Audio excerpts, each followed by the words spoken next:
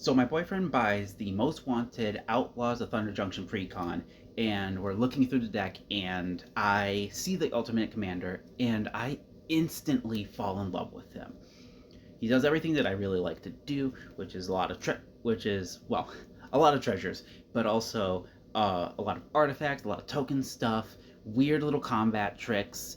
So that card is Vihaan Goldwaker.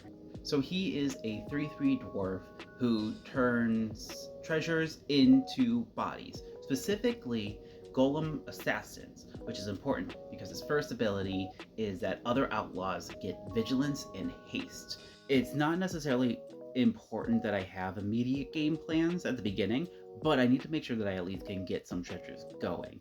A couple of cards that do that pretty early on is Strike It Rich, where all it does is just give you a treasure token, and it also has flashback. You can kind of use it late game if you're struggling to get your treasures because you are playing the obvious card in the treasure deck. Another card that I actually really like in here, it's not the greatest, is Goldhound. It is an artifact creature who is a treasure dog. So because of how Vihan's ability works, any treasures can work. So if you actually have any of the mimics, that actually works too. But I like having the Goldhound in there because it has menace. And there is like the Horde Robber, where whenever you deal combat damage with him, you get a treasure.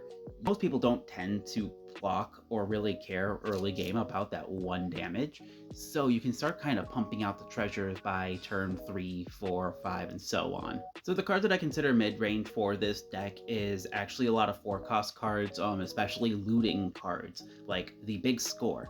So you discard a card and then you get 2 cards and you get 2 treasures. So you're rewarded for that discard essentially. But one card that I actually really like that I've actually recently put in within the last month or so is the Decadent Dragon. So it has an adventure cost to it as well, so you can play that, not have it in your hand for a little bit, and then when you need it later, you have a 4/4 flyer with trample. But what's really nice is that it has, whenever it attacks, you get a treasure token. Since it's a flyer, most people can't really deal with that too well. Just when it attacks, it gives you a treasure. So even if it doesn't connect, it's okay. These are the cards that theoretically I should be playing when I know I can win. I should have Vihaan already on the field. I should have most of my synergies going on with it. I should basically win the game with these 2 cards in either the turn that it's played or the next turn. And that's going to be Brass's Bounty, where you make a treasure for every land that you control, and Hit the Motherlode, where it has Discover 10, and if you get a card that has lesser mana value than the 10, you get tapped treasure equal to the difference.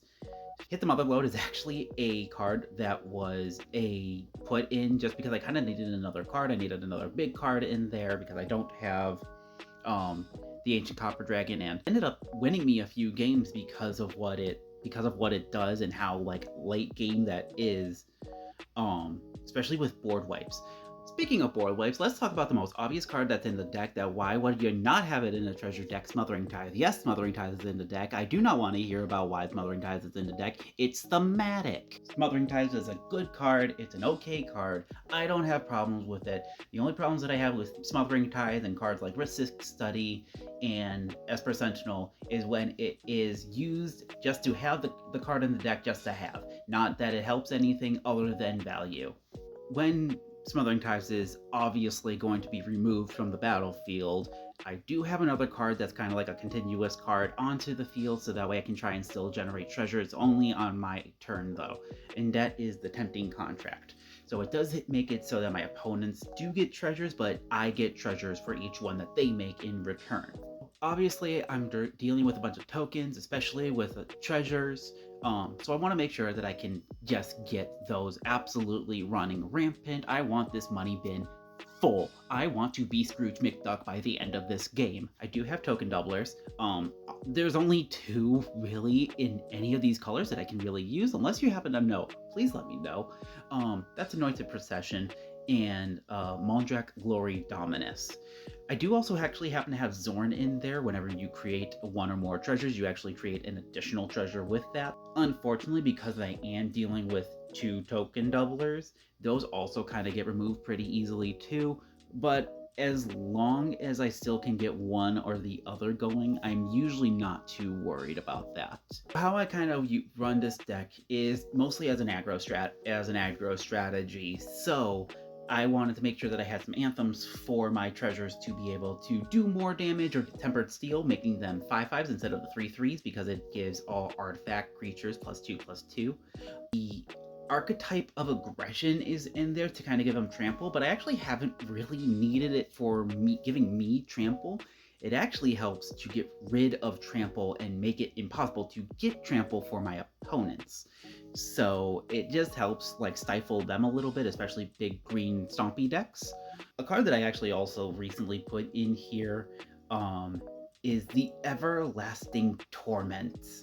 So, Everlasting Torment, if you don't know what this card does, it makes it so that opponents nobody can gain life, combat damage cannot be prevented, and most importantly, all damage is counted as Wither, regardless of the source.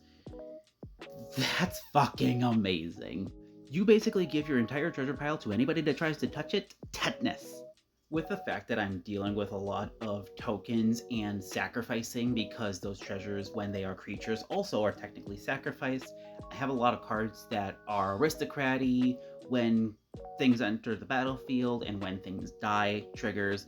Of course, one of the best cards in there is the Mirkwood Bats, where it does kind of a little bit of everything with that. When tokens are created and leave the battlefield, each opponent loses a life. I, of course, have a couple of other cards that also make it so that I gain some life too, but I also have Tessa Karloff in there. So not only am I doubling the triggers of that, she's actually an anthem itself too because she gives those treasures lifelink.